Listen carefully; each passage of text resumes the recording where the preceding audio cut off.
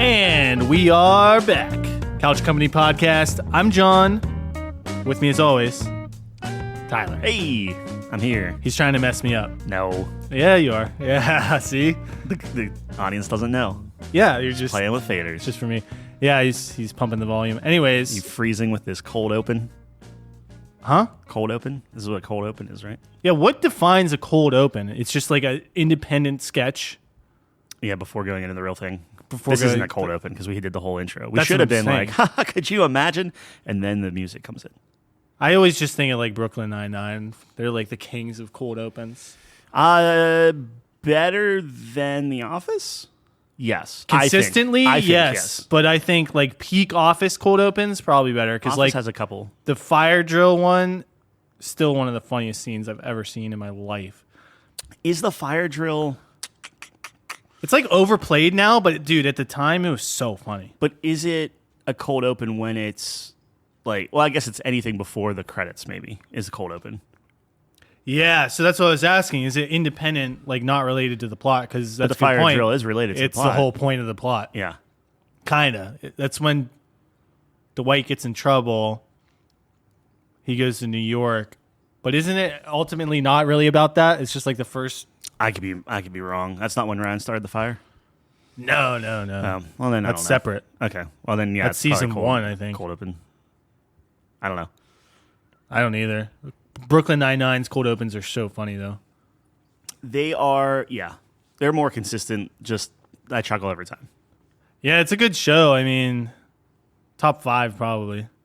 So we're watching Suits, which is a good segue. Yeah? I don't know if you ever heard of them, but I texted you, and I was like, dude. I don't remember giving you that recommendation, but apparently I did. Multiple times.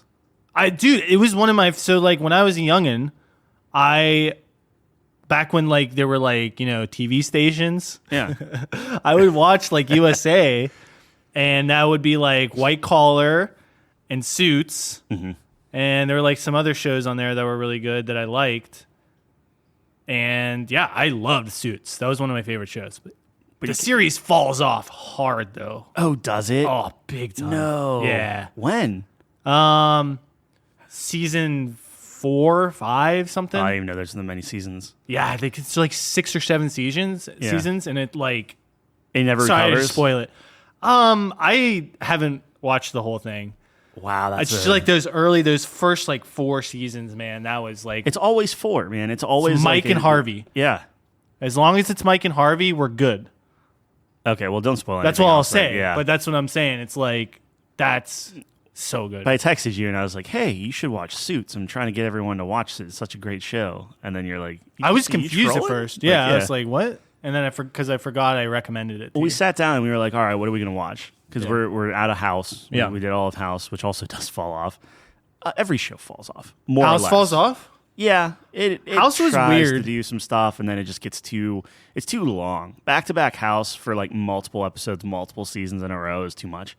You ever, like, House was one of those shows where, like, again, back in, like, the TV days, when there would be, like, just an episode on TV, you couldn't pick which episode. Yeah. It was one of those shows I consumed just, like, random episodes, which I think that show is how you have to watch that one. In the beginning, yeah, absolutely. Where it's just, like, it's on TV and you're watching it and there's no, like, overarching story. It's just its own thing. Yeah. Because I think that's perfect for that show. Well, House is a good example where I always liked the idea of House because it was like, okay, like they're self-contained episodes. He's just this like gruff, jerky doctor, sarcastic. Yeah. Hugh Laurie is just awesome. Great. And he does this thing, figures out some crazy disease, the end. And Right. that was it. And I always thought that I stopped liking House whenever they started doing these like overarching plots and try to get a little bit kind of like into like Grey's Anatomy or like these other like the diseases and the diagnoses like became like a background to the characters' stories. Right. And I always thought I didn't like that. But then going back and rewatching stuff, now it's like, man, this is like, I don't want to say boring. Maybe it's boring just because I've seen them so many times that it's just like the first couple seasons, I'm just like, man, I wish there was more substance. And I don't know if that's just how TV evolved. I think that's how you're consuming it. I really do think that if you're just watching it on TV, and you got to think back in the day, that's how it was probably designed, right? It was much more like I think it's something like Friends, right? Friends, self-contained episode. Of course, there's the overarching plots and as it goes on, I think it becomes more prevalent. But like initially, it's very self-contained, like you said. I would come home from school and I'd like watch Friends. Yeah. And like King of Queens or something was on TBS, dude. And it was just a funny episode and like it was good. And that's how I consumed those shows for a while until later down the line when I watched all of Friends and I was like connected the dots and like, oh, yeah, this is the whole Ross Rachel thing. Whatever. I don't know. So it's like some callbacks, you know what I mean? And stuff, yeah. But I guess it's a little different because if you're watching it live, so like when Friends was coming out, that's different because you're like waiting for the next episodes, right? Yeah, like you need to see how certain things go. So I think like it makes sense because like initially you're like self-contained episodes and stories, and then once you get the audience and they're like waiting on those next episodes, I think you can see a natural transition into more character-driven soap opera, longer arcs. Yeah, you know, build that anticipation type of thing. I think that makes sense. Yeah.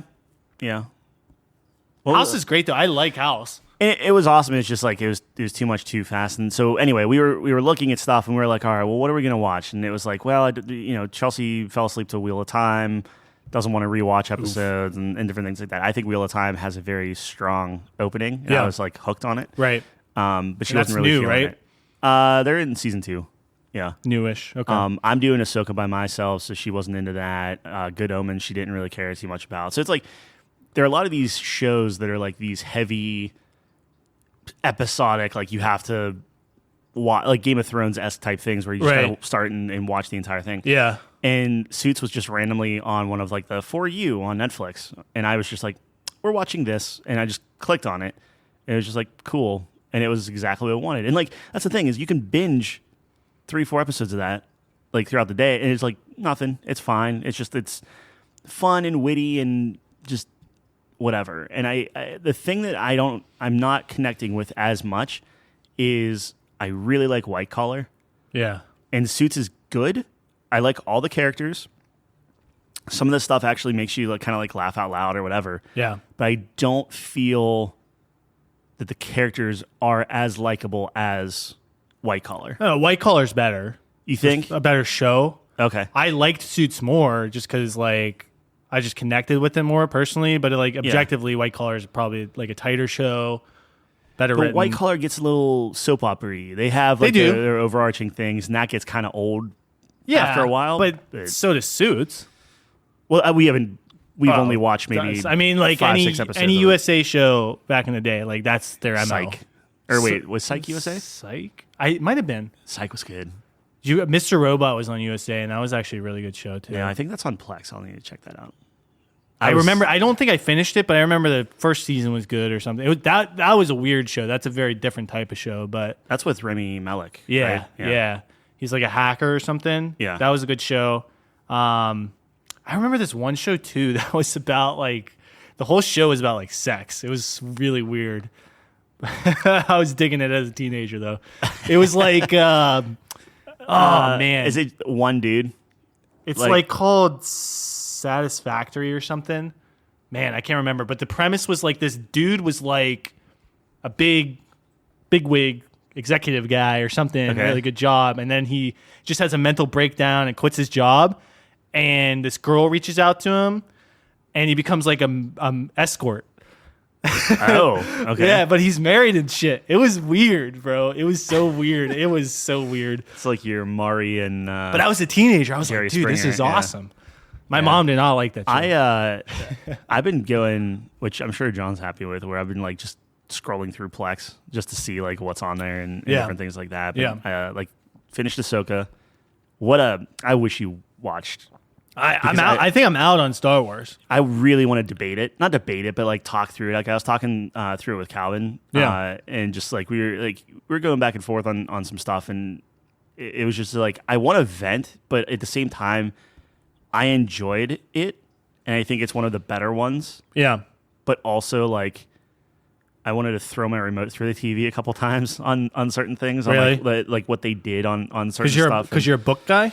No, it has nothing to do with that. I thought they handled it well, but like Thrawn was never paid off. It's like it's literally just a setup to whatever. Did he disagree with you or? No, I think we agreed on A lot of it? pretty much everything. Yeah. Yeah. I just want to like vent and get it on the record. Not Dude, just get like it a on record, Snapchat, dude. you know? No, there's nothing I can really say because it would just be me bitching about Ahsoka that you've never seen, and it's just like I think it's just my overall impression of it. If we're gonna like rate the show, is there's like there's maybe like 3 or 4 really good episodes. Okay. Out of 8, right? So let's say like half of it's really good and half of it is like filler or kind of boring or kind of like drawn out and stuff like that. I think it needs to be longer. I think they should have done a bunch of stuff extra. I think the casting's really well done. I found out that the one guy, Balin, who's like he's not a Sith, but he's also not a Jedi. He's kind of like this gray Jedi, like he killed a lot of people type of thing, but like he was just like, I want power, and I think the Sith and Jedi are stupid. But he has a lightsaber like and does the Revan, Force right? and everything. Kind of. They're alluding to certain things like that. Like they're bringing in like the 3 gods of the Force and all I kinds don't of weird know stuff. that. Well, it was on. Revan's one of my favorite characters, though, because he was like a Jedi and a Sith, I think, at one point. Then he's like, I don't like either of them. There was a lot of like when I saw them, I immediately thought of like a Darth Bane type of thing who has like a female apprentice and everything. Yeah. And I thought that was going to be something, but yeah, I don't know. I think it just anyway. The guy that plays him died in real life before the show even started, which I did not know going into it. So at the very end of the finale, like you don't see him in the entire finale. Yeah. And you just see him standing on this, like, you know, the Lord of the Rings where they're like these 2 giant statues, like pointing and stuff, like the 2 kings, and they're like rowing between them or whatever, like carved out of rock. Yeah. So he's standing on one of that looks very much like that. And he's just standing there. And I'm like, man, what a powerful dude, where he doesn't say a word. He doesn't do anything. He's literally just standing there with his cape blowing in the wind. And I remember looking at him just like, man, I cannot wait to see what they do with him. And then I found out he died. And I'm just like, I was very upset, like right after that. Man, that stinks. Yeah, because like everyone loves his character. And like he died before. What's his character's name? Balin. Yeah. And he's canon? I mean, yeah. Or is he a new character? New character. Oh, is it a new character? Okay. Yeah. Interesting. Yeah, I don't know. I mean, it seems like just based on what I hear from the other TV shows that's like a trend where it's like there's a couple really memorable episodes, a couple really solid episodes. Like Kenobi seemed like that, right? Kenobi, you can get down in a 2-hour movie. Clearly, because someone did it. Yeah. I got to double check Disney Plus. I don't know if that's on there yet, but like a fan did it. They recut it. Yeah. Made a movie. And it was good. Added some extra scenes. Disney calls them up, like Jon Favreau. It was like, hey, we want to put this on Disney Plus. Not like cease and desist. It's oh, really? Yeah, he's that's like, not what I expected. You did well. That's what. So he get paid for it. He made a TikTok. I would assume so. He made a TikTok. That's not usually like them. Usually they say "fuck you." Well, you can't do that with Star Wars. Like they're treading on such thin ice with you can with that prop. They can do that. With Star Wars. You can. But what I'm saying is like if somebody goes in that loves Star Wars so much, recuts it with all the love and care and everything. Jon Favreau and Dave Filoni cannot come down and strike down Star Wars fans because they're known as like the biggest fans that love Star Wars, that will do anything, whatever. And they apparently did right by the guy, according to his TikTok. Who knows? I haven't checked in on it in a while, but no, that's big. Like Nintendo would have put him in jail. Yeah. You know what I mean? Yeah. Like without hesitation. Yeah, Scumbags. they would have tried. 100%, dude. They're the worst. Yeah, I don't know. That's kind of the vibe I get from the TV shows. Like, there's some high points, there's low points, like a couple solid episodes. That just seems to be what you're saying about all of them.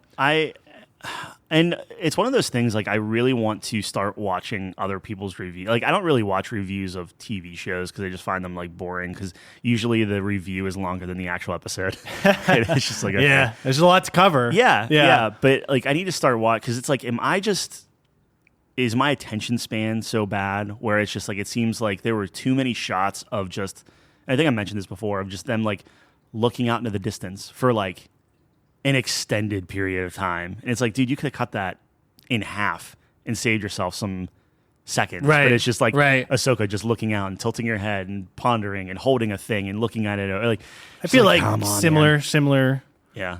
vibes. Also, like, I don't understand because there will be times when it's like, okay, Jedi, just swing your lightsaber around. We'll rough in all the blaster bolts. So they're just kind of like going through the motions and stuff like that. And this is all in the finale, which I think is overall, I think it's a bad finale. It was a good episode, bad finale. But it was like there were, certain times when like they're all like swinging their lightsabers like ridiculously slowly. Like I was just like, how are you blocking any? Like this is a laser bolt flying at you, and you're just like Dark Souls. Yeah. But maybe they had the broadsword. But then lightsabers. the moment there's like a choreographed fight scene, yeah, and they're just it looks awesome. Episode 3, like it looks sick, and I was just like, man, like good for you. Yeah. And then it just goes right back to like you can tell what's prepared, what's not. It's yeah. It's so weird. Dude, the choreography when it comes to Star Wars, man, it's so big. Yeah, it's so big, and you can tell, and that's like one of the biggest problems with the sequels.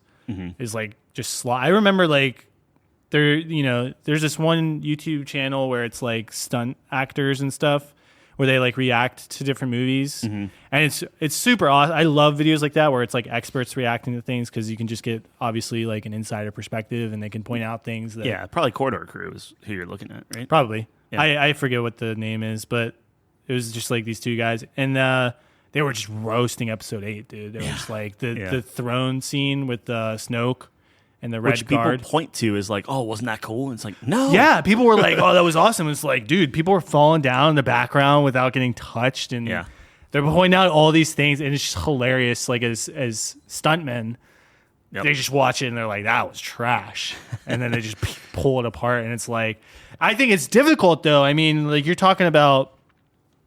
When it comes to like sword fighting, I think it's just really easy to pick apart that kind of, you know what I mean? I just think you're like, there's not a lot of room for error.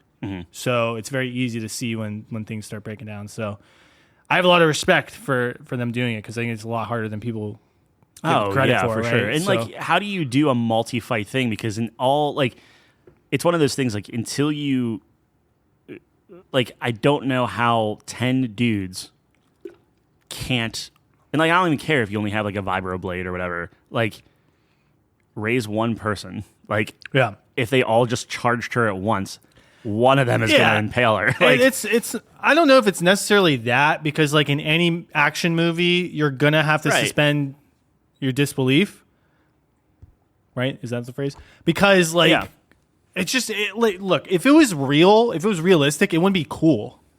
Right? Like any fight scene ever in any movie isn't 100% realistic because like normal fights just are like not that dramatic, not that cool. I mean, they're dramatic, but it's like even the Darth Maul fight. The Darth Maul fight with Qui-Gon and Obi-Wan. Yeah. It's like if you actually watch it, yeah. like they're waiting for it's 100%. Oh, it's my turn. Instead of both of us swiping high, I'll swipe low because your double-bladed lightsaber only can cover one high and one low. Exactly. So we'll always Yeah. Or they both swipe high, he ducks, they kill each other. Something. Right? Yeah. But no, it's like, no, that's 100% right. And like, can it be silly at times? Like in episode 3 when they're just like missing each other and they're just doing you remember that? I still love that scene. That's my favorite lightsaber fight in the whole thing. Well, no, I'm talking that particular where they're missing, around because they're so. It's just so funny to me. Yeah, but they're just showing off at that point. They're like, yeah, but they're also like trying to like. It's like this rock paper scissors. Yeah, they're two in tune with each other type of thing. Like I liked what that stood for. It was fun. No, dude, that is my favorite fight, I think, in the whole I should series. show you the finale of Ahsoka, where it's like it's not long. It's very, very short. But like the choreographed fight scene, because it's literally like sideways, like the camera just pans with them, and no just cuts, like fighting and stuff. And like that had to have taken a lot of like that's some pretty good. Like it's fast. You were telling me the cinematography in this was really well done. And so yes, up until the finale. Well, I should say the finale because I think episode 5 is really when people are like starting to notice like, man, these are really well framed. Like just freeze frame it, and like every one of those shots could be just a wallpaper or a print or whatever. Sure. And that works really well for 5, 6, or I guess 5, 6, 7. I don't know, 5, 6, 7. Episode whatever. 5, 6, 7. Yeah. And then this 8th one, there are some of it where it's like they're going for a pretty shot over what makes sense in the scene type of thing. So it's one of those like, this is light spoilers of, depending on where you are in the season, but it's like two characters meet each other finally, right? Yeah, right. And instead of like running and embracing or shooting the shot where they're close enough to just hug or do whatever, right? It's this awkward like, well, we set the shot up so like you have the ship in the middle and you have them and them. It's really cool like silhouette. But then, like, there's no interaction. He just like it's like there. I guess I'll just walk over, and then it just cuts because they're so far away, and it's just like I don't understand why you couldn't do a wide shot and then a close up. You could. It's just like the movement. It's just like they're so far away because the initial like the establishing shot of how everything happens. Yeah. Okay. If you haven't seen the season finale, well, I don't look. I'm not a cinematographer, so neither am I. But it's just like they have a very specific thing where you always have like these like dramatic like very centered symmetrical shots, and it just didn't for whatever reason it didn't work a lot in the finale, and like they reused some shots where it was like really cool the first time and like, oh, that was pretty sick the second time, but like by the third time and then the fourth time in the finale it's like the same shots. Like I see the shot, I get it or whatever. I should say they only used it 3 times, but still it's like giant. Anytime a giant Star Destroyer is like planetary level, it's cool. That's sick. Yeah. But when you see it 3 times in the same frame and everything, and it's just like, like it starts to get like, okay, there's just like a giant spire going into the Star Destroyer. I'm like, that looks like a dick going into, there's just like, now you start looking at weird things. Yeah, no, I know. I'm just saying, it was really cool the first time. It was kind of cool the second time. And the third time you're looking at like, it's funny. Like, I don't know. I'm being too harsh on it, but it was good. Rosario Dawson, who does Ahsoka, I keep going back and forth if I like her or not cast in that role. But, right. For someone who hasn't seen it, that's my 2 cents. The last thing I will say, I hate colored contacts. They should stop doing colored contacts. They should just stop doing it. I don't know what that is. So, like, you know how like people put contacts in, it makes their eyes. Oh, colored contacts. Colored contacts. Like they put. I thought you said colored context. No, contacts. So like where it's like subtitles in color or something. Yeah. I was like, well, it's like this Twi'lek has green eyes in the show, and the actress has like, I'm making this up, brown eyes. Yeah. Throw some green contacts in there, but it always makes your pupil because it's green. Yeah. And it just gives you a tiny little hole to look through. Yeah. Because everything's green. Right. So it always makes your pupils look like it's like dilated. Yeah, but they're in like dark spaces, and it always looks weird and bad. And I'd have to look at what you're looking at. They do it twice. I don't know exactly. It just, if the contact isn't on your eye, and this is just me and my stupid brain, but if it's not on your eye correctly, like centered, because it's just like a little peephole where your pupil goes through, sometimes your eyes look like you're looking in 2 different directions because the pupil, like the black little dot on your eye, doesn't line up. Yeah, it doesn't look like it's going straight. Sure. So there are some scenes that it's working, some scenes where it looks like you have like this weird lazy eye going. Googly eyes. Yeah, and they have 2 characters that do that, and it just annoys me because if you just give them their eyes, man, and it feels less. And I know they're aliens, but it feels less alien and it feels more connected and stuff. But it looks like you're cosplaying is really what it looks like. And I like for a multi-million billion-dollar company, billion-dollar company, it's just like you would think you would have the art, like the budget to just go in and color correct that, or just say, you know what, screw it, she has brown eyes. She was the best actress for the role. Yeah, she doesn't have green eyes. That's what they did for Harry Potter. Like that's all you need. Is he's supposed to have green eyes, I think. Yeah, like. But then they were like, it should trump it. And they to be fair though, they do Thrawn really, really well. And I don't know if that's red context. eyes, right? Well, it's red. Like he doesn't have any white. So it's like his white, the whites of his eyes are like dark red, and then his irises, Chiss. and his irises are like a brighter red, Right. and that looks really good. Dude, so you could be a Chiss for Star Wars. I know, Old Republic. I was. And you were for you picked the best story too. I did. Yep. That game, I've said this 1,000 times. That game should have just been single player though. Yeah.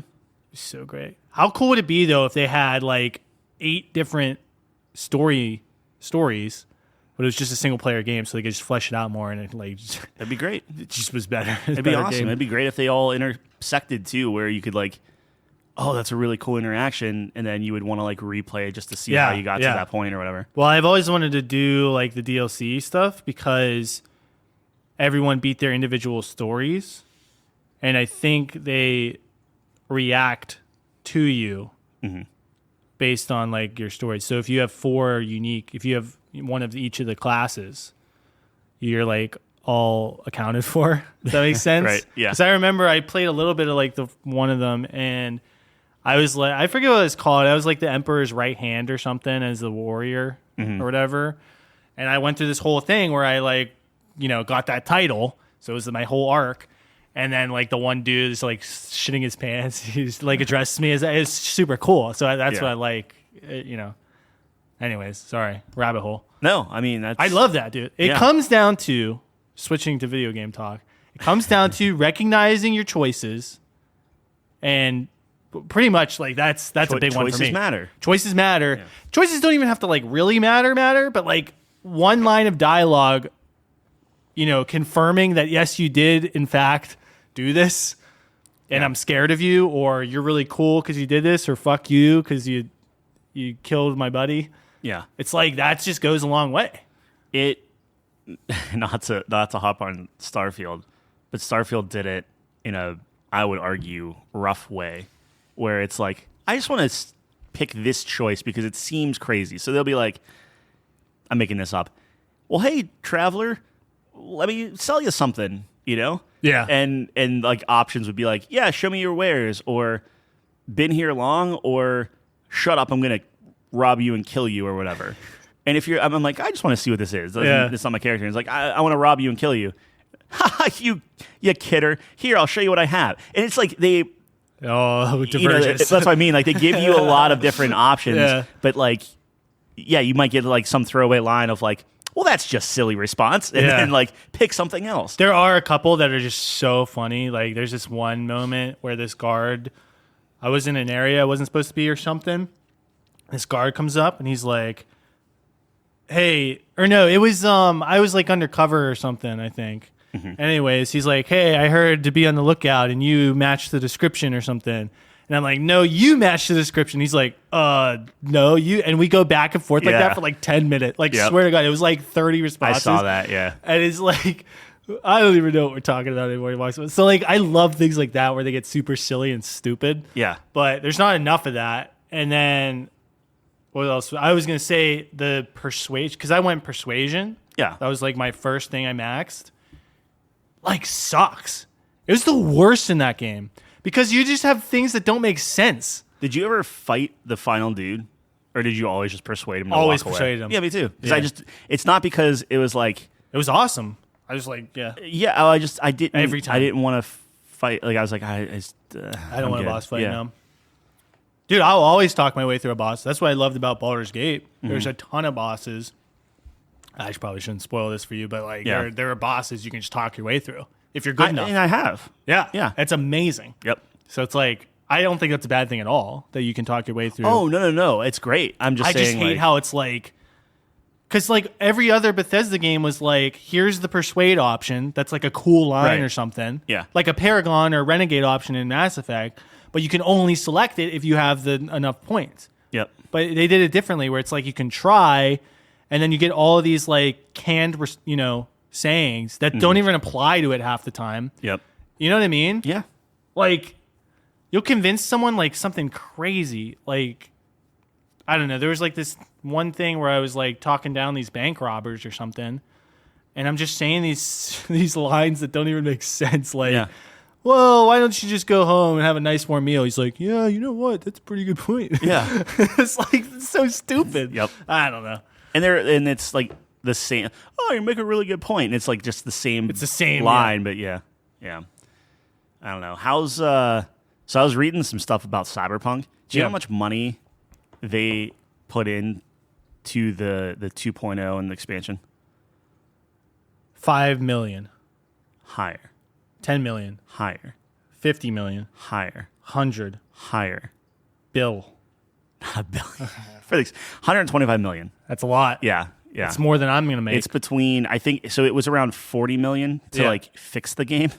Yikes. And then it was, the rest of it was like marketing and then doing the expansion and stuff. I was just reading that today. I thought That's that was crazy. wild. Dude, it is. So I've been playing Cyberpunk. Good segue. That was a segue, yeah. So I was looking up like what is the most optimal way to play, and what I mean by that is like to experience the DLC, should I start a new game? Can I just load up my character? What I read online is people were suggesting, or I think they might have suggested, start a new game, get familiar with the 2.0 update, and then just play a new game and then go to the DLC, which is like weird. The developers of the game are like, hey, why don't you just replay our game? That would be cool, right? Which is like, okay, I get it. But like, I am glad I did restart the game because there are a lot of new things. They've cleaned up a lot of aspects of the game. And granted, I really liked Cyberpunk. Like, I gave it a pretty good score. Mm-hmm. Although I was like on the fence about it because like, you know, I was debating because like that's a thing I was thinking about. I'm going into a million different thoughts here, but it's like if a game is runs poorly on launch, but you don't experience it, do you give them a lower rating because you know it's a known problem, but you waited long enough where you didn't experience it yourself? Like, how do you? And that was what I was struggling with. That kind of with Jedi Survivor too, because by the time I picked it up and played it, it mostly ran pretty well. Well, both of them I played launch day and sucked. Hated it. Right, Yeah, right. Yeah. So obviously you're not going to score high, but like for me, it was like me leveling you out a little bit. Yeah, that's why you have two on the couch. But yeah, I don't know. Anyways, so the 2.0 update's like great. They fixed a lot of things. I think the game looks fantastic, although it did look great before, but you can tell a noticeable difference. At least I can. So like before, I don't think I was using ray tracing at all. Okay. Or if I was, no, I don't think I was. I definitely wasn't because you couldn't. Yeah, you couldn't. It wasn't optimized. You needed like a 3090, and like even then, it's like maybe. Yeah. So I don't think I was running ray tracing. Now I am on medium, and I'm comfortably above 60 frames. I'm like in the 70-ish range, and it's pretty smooth. Like there are some areas where like it'll go down to 50, it's like depending on what you're doing, but largely it's running pretty nice.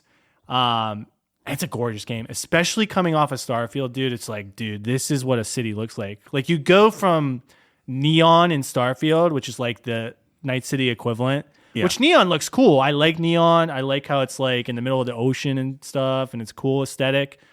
But then you go to Cyberpunk, you're like, this is a city. Yep. Because that's the whole game, though. So it's like, what we were talking about is you prioritize, you know, just dial it in a little bit, and you can just pack so much more. So, but I don't know that Cyberpunk has the same environment detail as Starfield.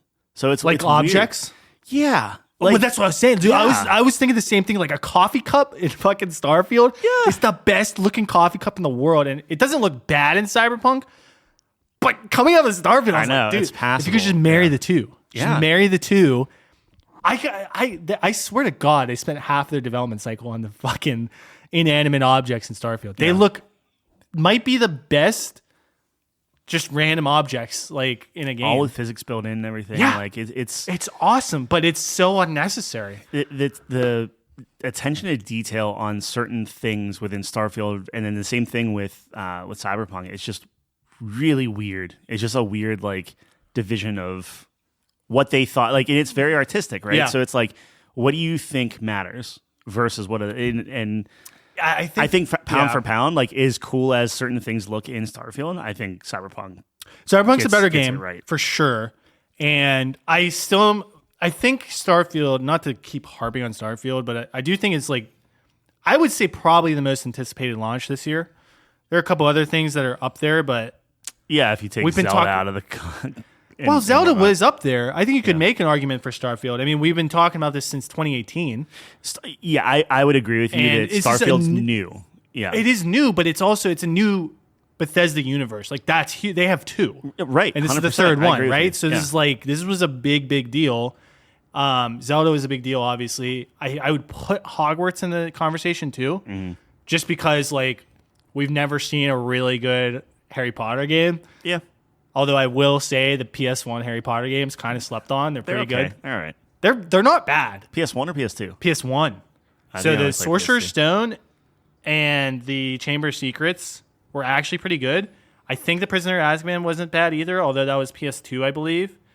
And then it falls off Goblet of Fire onwards. They become like true movie games, and it's just terrible. Yeah.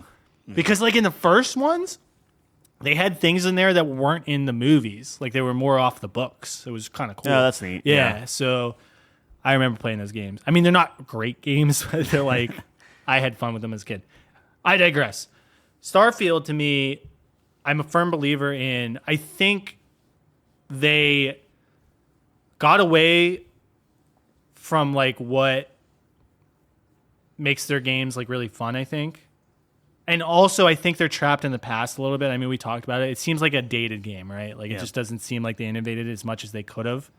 But I am a firm believer that this game in like 5 years will be top tier, like Skyrim level. And the more I think about it, the more I disagree. I think it's going to get there. I think they're going to put it on ice. They're going to I don't put think everything so. they have into Elder Scrolls, Oh, yeah. and I think they're not going to look back. That's an interesting perspective. But you don't think the modding community can save the game? I don't think the game needs like saving. I think That's you're the wrong going to way have to put it, but I think you're going to have a bunch of modders say like, "Oh, we're going to redo this whole thing." Yeah. Just like they're like, "We're going to put Oblivion and Morrowind and Skyrim and whatever." That's crazy. They're still doing it. Yeah. It's been what, a decade? Well, dude, have you seen the Skyrim mods where they have ChatGPT built in? Yeah, and that's awesome. And you can have like a companion. Your companion will talk to you. and like berate you and That's stuff. crazy. It's Well, you awesome. can adjust their and that's personality. That's sick. That's sick. crazy.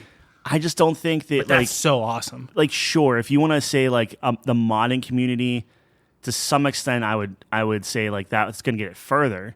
They're gonna. I here's just the thing, don't think like, that- What's the biggest problem in the game? One of the biggest problems is you have all these planets with nothing to do on them. Right. And that's when the modders are going to come in. They're going to create all these crazy creatures. They're going to create so many things to do on these planets. You know what I mean? Like handcraft, all these things. It's just limitless possibility. I just think they built this huge, and I'm not saying this is the correct thing to do, but I just think they built the biggest sandbox ever. And modders are just like, when those tools come out next year, they're just going to have a field day. And in 5 years, 10 years, dude, this game's going to be crazy good. I mean, look, I hope you're right. What I think will happen is they're going to try to monetize it in some way, like they tried back in Skyrim and Fallout and everything else. So they're going to have Like re-release it? no, monetize is in like you have to pay for mods. Oh, well, And they what- couldn't. I mean, they can't stop free mods, though, right? No, but that's the thing is like they tried putting it. It's like, okay, you can use our modding tools, but then you got to put it through like the Bethesda mod store or Yeah, whatever, and you different think- things like okay, that. So yeah. I'm not saying that's exactly what they're going to do, but I'm Right. just like, I think they're going to try to get their piece of the pie. I think they're going to. They're not going to do anything with it. Like, I mean, I might be eating my words. They were supposed to put DLSS on and do the FOV slider and do all that stuff to quote unquote like add features. It's like those aren't features; those are staple. And I know we already harped on this. I'm not going to like beat a dead horse, but like if that's what they're going to be working on, they're going to do like the bare freaking minimum. Yeah, And I'm not then- saying Bethesda's gonna like. Well, that's what I improve the mean. game, So but like, do I think that you can put that game on like a top tier I'm thing? not saying you should put it on a top tier thing. I just think the experience is gonna be extremely fun. Again, I hope you're right. Like the thing that I think you're going to run into though is all these modders are going to be like, okay, I'm going to make this cool experience on a planet. But then what happens? Like the modders have to like start divvying out the 1,000 planets that you have to choose from. Yeah. Who's going to like fly all the way to the other end of the universe to experience X mod. Well, who knows? I mean, I don't know. I mean, there could be randomly generated things. And I'm not a there's modder, just a like, mod that says like travel wherever the heck you want, yeah. and then that's it. And you don't have to like.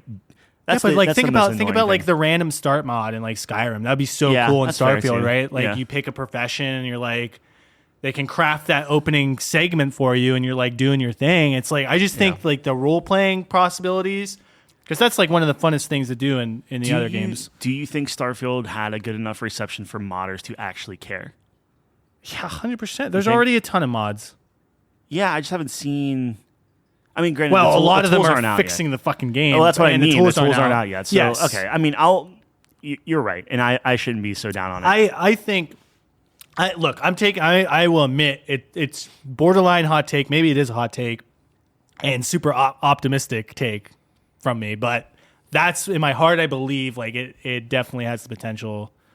I guess my thing is like between, because I know we were bringing up the No Man's Sky versus Starfield, and we don't have to like rehash it, but I don't think it's, even if Starfield is a great game to play and everything because of like mods, I still don't think that is a fair comparison to say, oh, Starfield's amazing, No Man's Sky's amazing. Yeah. That's great. Absolutely. Play both games, enjoy yourself. That's all that matters. Yeah. But for one game to be, the devs felt really bad and spent the next decade just churning out free content and completely revamping the game versus devs being like, all right, well, on to the next project. The modders will take care of the we don't FOV know. side. We don't know yet. We don't. But yes, I agree. I agree. I don't know what you put in that game that suddenly makes it like significantly, like it's not a Cyberpunk, right, or something like that. Like they're not gonna, you really think Bethesda's gonna go ahead and be like, oh, we found out that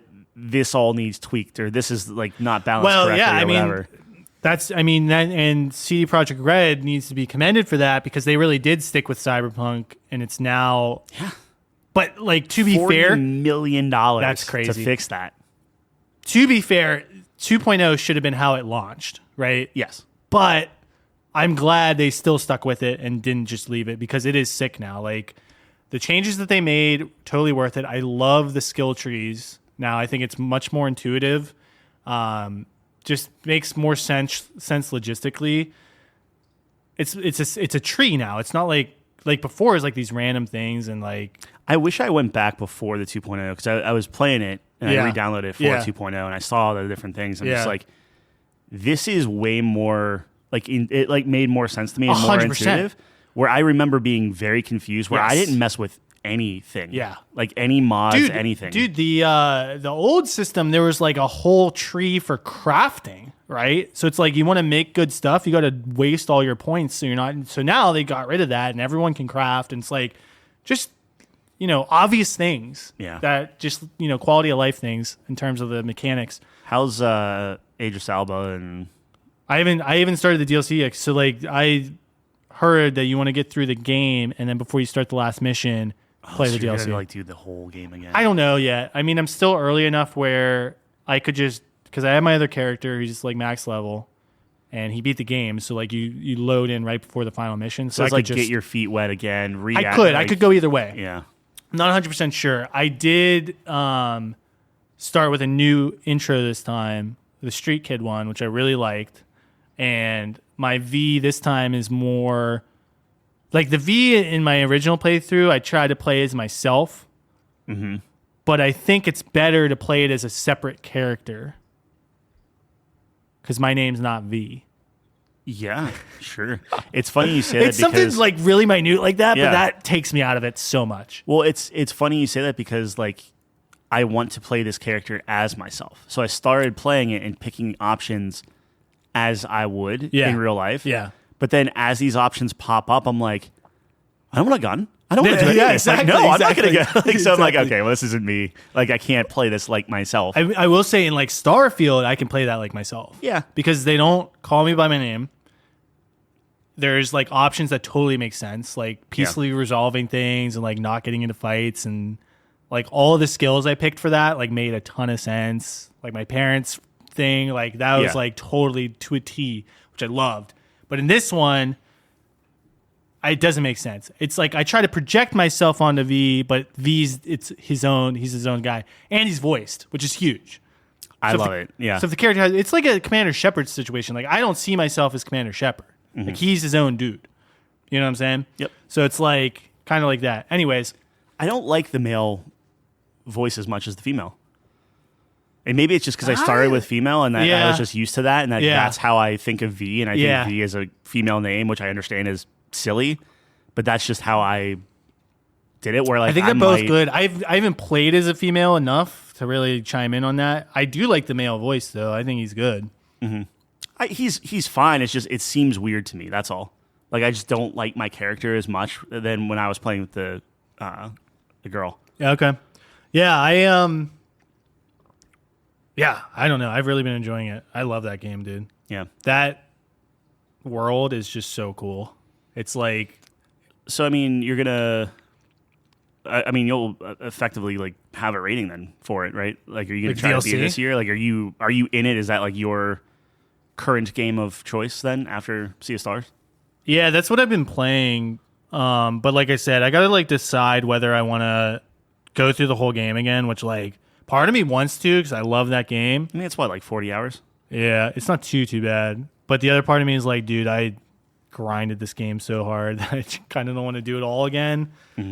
So we'll see how that goes. I'll probably run into Panam and then play it all again anyways. So that's usually how it goes.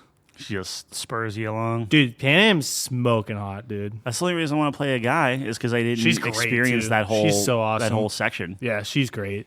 She's up there. When you talk about video game companion options, she's up there.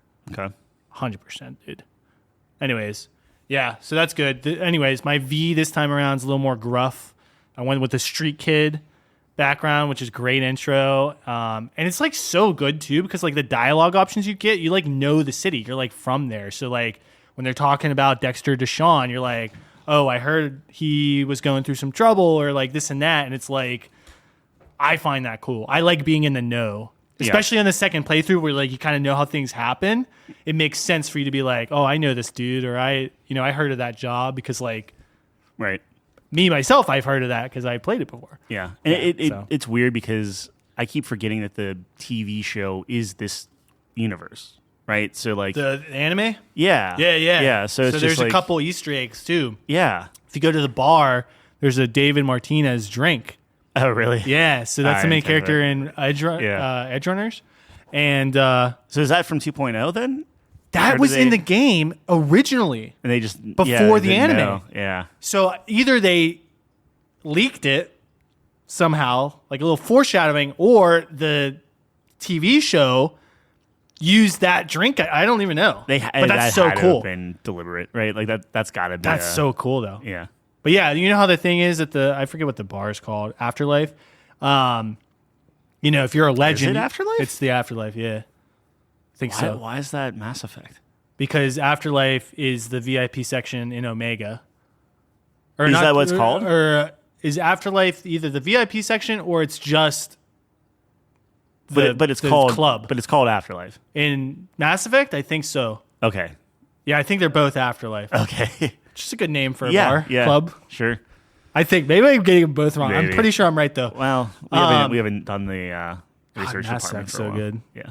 Anyways, yeah, that's like the thing. Like if you're a legend, because Jackie gets like his drink named after him. Yeah. And then I'm assuming V is gonna get a drink named after him. Maybe. Yeah. Who knows? I love that game though, dude. Like that. I always talked about this. Like Cyberpunk is like. It checks all my boxes for like what I want in a game, dude. It's just like the aesthetic, the environment. Like I love urban environments, cities.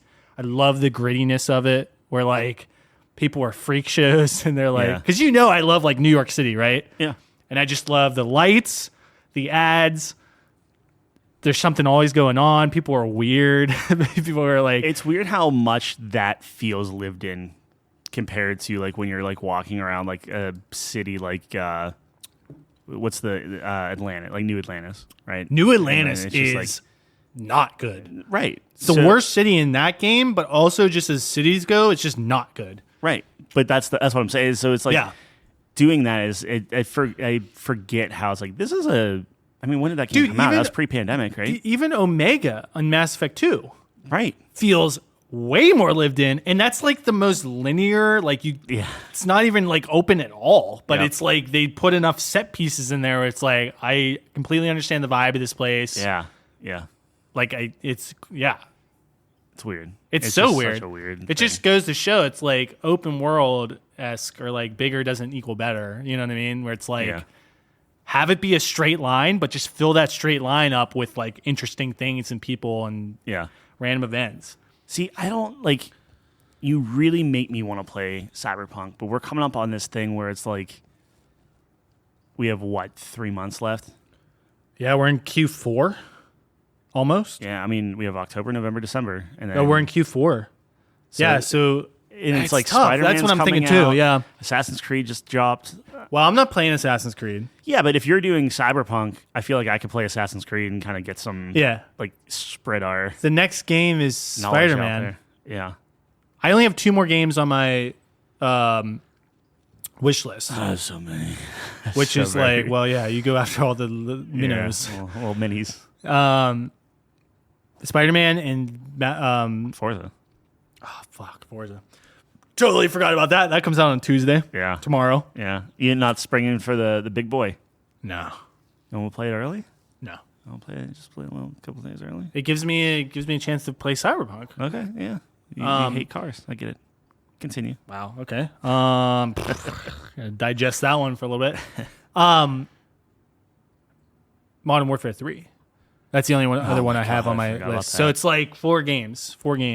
But I still have to play Street Fighter and MK1. MK1? I don't know if you need to, man. I have to. That's a lot of money. It's a lot of money.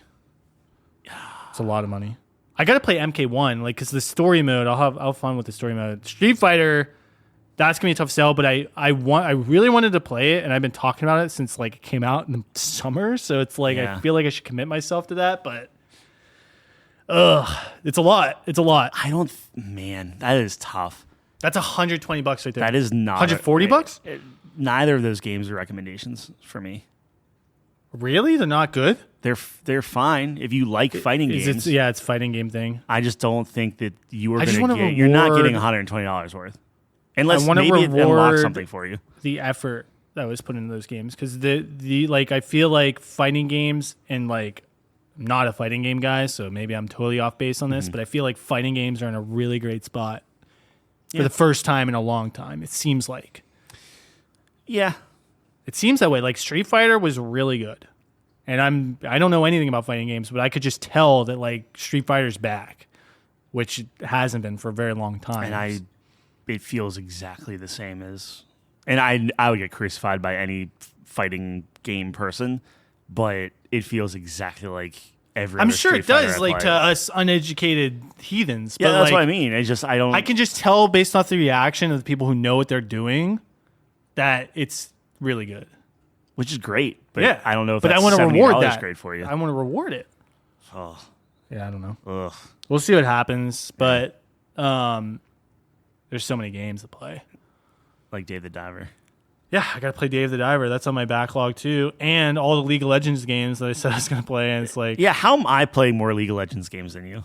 I don't know. That's weird. That's really weird. I don't like that. I think it's good for you. It's about time you take a share of that. Sure. Yeah. You liked it. It was good. I did. Yeah. I liked all of them. Dredge is coming out with some DLC, so I don't know if I'm going to play that or not. I don't know. I don't know if I can. Well, RE4 Remake came out with their DLC too, which is rated really highly. Yeah. It's like, fuck, do I play that? Yep. It has Ada Wong in it, so like I really want to. Yep. Horizon's coming out with I never played the Forbidden Shore or it's the first Burning Shores disc thing on PS5. You can get that. Is it a rehash of the DLC that already came out, or is it different? No, same thing. You can buy like the complete edition. Oh, gotcha. The one DLC. Did it come out on PC yet? Not yet, but it's coming. It's coming. I think it was confirmed that it was coming out. Yeah, that game was so good. Yeah. But I never played the DLC, which is weird. Cocoon just came out, dropped on Xbox. It's by the people that did Limbo and Inside. It got great reviews. Yeah. And and then Wargroove 2 just came out. So I'm gonna play that, it's like, hey, do you like Advance Wars and Pirates? You like Advance Wars and Pirates? I do. Yeah, so that's you. Play that. Yeah. So I don't know what I'm gonna do. I think I'm gonna stick with Cyberpunk this weekend.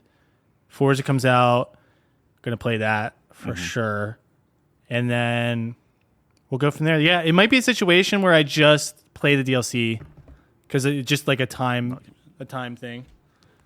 So. Yeah, but I do, man, part of me wants to just go through Cyberpunk again and be like, yeah, this game's awesome. Yeah, why not? I mean, look. Because I need to play these other games. I know, but you're going to enjoy Cyberpunk so much more than you're going to enjoy Mortal Kombat. Well, yeah. I do want to play Mortal Kombat, though, because this is a great point to jump into it. Yeah. Because I don't need to know all the fucking history. And then just wait I'll be one of the boys. Wait until the season comes out. I'll give you my Steam login, and you just play it, and then you can play literally the boys and Peacemaker and Omni-Man and all those guys. Yeah. I'm so bad at fighting games, dude. It's going to be a mess. Mortal Kombat's fine. I thought you were saying it's a little tougher than the last one. I think it's not tougher. Like, in fact, I think it was actually easy. Like, I was crushing things. I didn't, like, drop it to easy or anything. Like, I was just playing default. Yeah.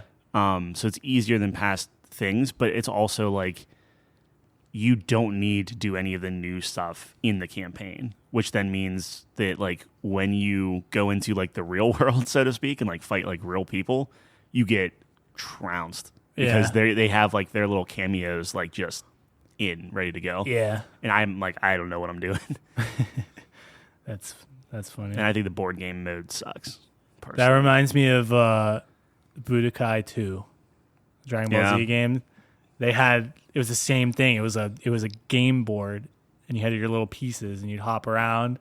That was so weird, bro. That was so weird. It's cool. Clumsy. It's clumsy and not well thought out, and it runs at like 30 frames, and I don't understand why. That is kind of weird. I don't know. Whatever. Oh well. Spider-Man will be good. Do you hear people are complaining already that Spider-Man's too short? Not even out yet. Too short? Yeah. Really? I thought the last one people are saying it's like you can knock it out in 25 hours. Perfect. Yeah, that's what I'm saying. Like, oh, you mean a tight, good game? Yeah. How can you complain about Spider-Man being too short because some guy got it early and platinumed it already or something like that? Yeah. And people are complaining about that, but meanwhile, this Assassin's Creed game comes out and everyone's saying like, oh, it's a really like pulled back, tight experience. Which like the more I read about like Assassin's Creed, the more I'm actually excited about it because it's like, hey, if you went back and played the first game, but it's like a polished first game, I'm like, I really like the first Assassin's Creed. Like, I'm into it. So we'll see. I like my stealth games, but I don't know why Spider-Man's such a people find anything to be mad about. Oh yeah, 100% these days, dude. Dude, the review bombing that happens these days is just so wild. Like, people need to grow the fuck up, man. It's so crazy. Like, you actually think this game's a 0? Like, a 0 is impossible. Like, you shouldn't even be allowed to pick 0. Diablo comes out on the 17th. Even Diablo is not a fucking 0. No, well, or a 1 or whatever they all vote for it to be a 1. It's coming out on Steam. That's a big deal. That it's leaving not leaving the Blizzard store, but it's crossing over. Yeah. Which you're talking about review bombing. The last Steam game to do that was Overwatch 2. Yeah. And it's the lowest rated game on Steam. That's what I'm saying. Even Overwatch 2, which is like probably not a great game, isn't that bad. Yeah, it's not an overwhelmingly negative game. Yeah. I guess the thing is like it's like a protest. Like it's like a, listen to our But like what do you protest? You're effectively wrecking like it's developers' compensation. I think it would be the same thing to rate it like a 6. To me, that makes more sense because it's like if you rate Diablo 4 a 6 and everyone starts rating it a 6, it's going to go down, but it's not going to be like a 4 out of 10 game. That's just ridiculous. That's a great thought where like if you have stuff where it's like overwhelmingly negative and everyone like at some point the review bomb just becomes white noise. But if everyone rates it like this is a mediocre game, it's like it's a 7, it's a 6, whatever. Somehow that's more that impactful. Hits harder. Yeah. Because that's like a serious opinion. That's like a serious like your game's mediocre. That's interesting. Where it's exactly what you said. If you review bomb it, they're just going to block it out and be like, oh, these trolls review bombing it. You can't take that seriously. It's not a 1 out of 10. Yeah. Diablo, so that comes out on the 17th, and it's funny because they're like, oh, we're launching Season 2 just in time for the Steam launch. And it's like, okay, but like, you have to beat the campaign before you can start the season. Right. So, like, what are you doing? Just teasing everybody like, hey, look at all this cool content that everyone can play except you because you got to go through the story. Oh, and guess what? It's going to be harder now because you can't get power leveled by your friends. Yeah, exactly. It's just like, that's like the worst thing, too. And I know we have destroyed Diablo forever now, but like... I still like Diablo. I don't know. The thing is, it's like, I hate when developers, like, there's a fun thing in the game that, like, I don't know, like, it could be an exploit, it could be whatever, and then they take it out deliberately, and it just makes it a worse experience. Like, game-breaking things, I understand. Especially when it's, like, competitive, you're playing against like other people. Yeah, sure. Like, you're destroying, like, other people's experience. But if it's, like, literally, like, a quality of life exploit quotes... Yeah. This isn't even an exploit. Like, this is the oldest thing in gaming, where, like, I remember... going into like Champions of Norath, dude, and Nate has his max level character. We go to the like last zone and we just power level so we can get, you know what I mean? Like this has been a thing forever. And it's like, how does that destroy anyone else's experience of the game? It just makes certain people's experience better. Right. I hate that. It's such a stupid decision. I hate that. Maybe they'll change it. Like as a developer, what's your thought process there? Like, oh no, we need them to go through the steps to get back up. Like, yeah, they need. Yeah. It's like, well, if we let them power level, like they could bounce sooner. There's got to be a whiteboard somewhere with a line. No, I think these guys have gotten it way wrong. They definitely their whiteboard is off. It is not good. Like a lot of the time, I agree with you. Where it's like, okay, there's something they're looking at, you know, based on like the decisions they're making within the game. Like, oh, they cut this content or they shifted focus here. The mechanics are different or whatever. Like, there's some monetary element they're probably looking at. In this situation, which happens sometimes, I think it's just wrong. I gotta see who's doing this one compared to like 3 and stuff, because it's like, and I was actually talking to some of my contractors are playing Diablo, and they like Diablo and stuff. Yeah, that's funny. So it's like, okay, we'll play season 2, but it's just like we were talking. It was like they got everything eventually more or less like right in 3. Like they got to where people were like, this is great. We're going to keep playing this. This is a good loop. This is fun. This is enjoyable. And it's just like Diablo is like, hey, you have this giant open world, right? Like it's the consistent world. This is what we built. You're running around, you're meeting player, blah, blah, blah, blah, blah. It's this world. And then the entirety of the end game is warp to a dungeon, go into a dungeon.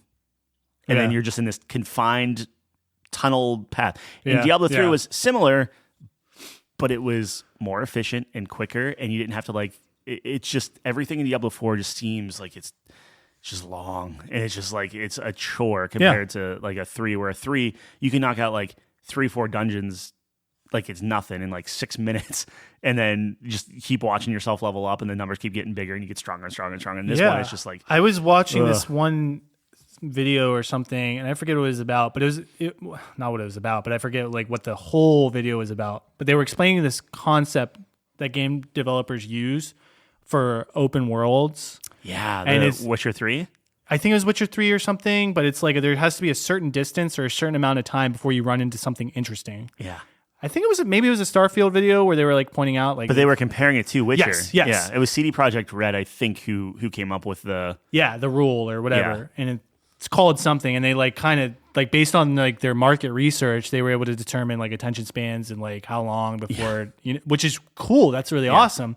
But that you have to use that same philosophy in Diablo, not in terms of like exploring things, but you need something interesting to happen in terms of like leveling, or you need to find a piece of gear that's interesting, like a dopamine hit every certain amount of time. And I think their time is way too long, right? In 3, it seemed like it was much more of a quick turnaround to like, oh, I hit my goal here, and now the next 3 is just faster, and the mobs were more denser, and you're just more powerful, and that was okay. Right. This game, it's like they're afraid if you're too powerful, and it's like they're making it. It's like not a PvP chore. though. I don't understand. It can be. Well, yeah, but It's not, I have yet to see anyone do anything. It's either you go into that zone and get murked by someone that's like 20 levels higher than you and just one shots you, takes all your stuff, and you're gone. I knew that was going to be the case. Yeah. It's like that's like obviously it's like they've never played an MMO in their life. You literally can't do that. And I shouldn't even say it takes all yours. It literally just takes your like one specific PvP currency that you can only buy like 4 things with. So it's like, whatever. Yeah. I just think, I don't know. And I'm not a longtime Diablo player, so I kind of want you to go back and play 3. And I know you're never going to, but like, I think after playing 4, 3 is just, I think 3 is a better game still. But well, yeah, I mean, like you said the whole time, the fact that 3 wasn't the starting point, and look, I understand like things have to take a step back, when you're talking about sequels, which maybe I don't really understand, but it seems that's how it kind of goes. They can redo things. That's fine, but it's just like all the problems that they're like trying to fix in the next season and the next patch and the next this and this and this. It's like, dude, you had years and years and years. Like you should know by now that like so much feedback. Yeah, like pulling, like nerfing anything is going to feel bad. Yeah. Like if the numbers go down, you're doing something wrong. Yeah, the whole point of the game is the numbers go up. Yeah. Yep. You can't go the other way. Yeah. It's literally Dragon Ball Z, the game, where it's just power scaling.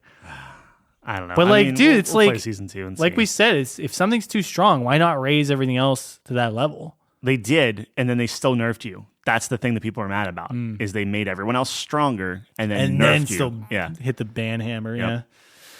Oh well. I mean, I had fun with the game. I still feel comfortable. Like I understand why people are rating it lower and lower, because like that second level of gameplay after the campaign is such an important experience. And I had fun like pre-season 1. Like I'm probably playing it tonight.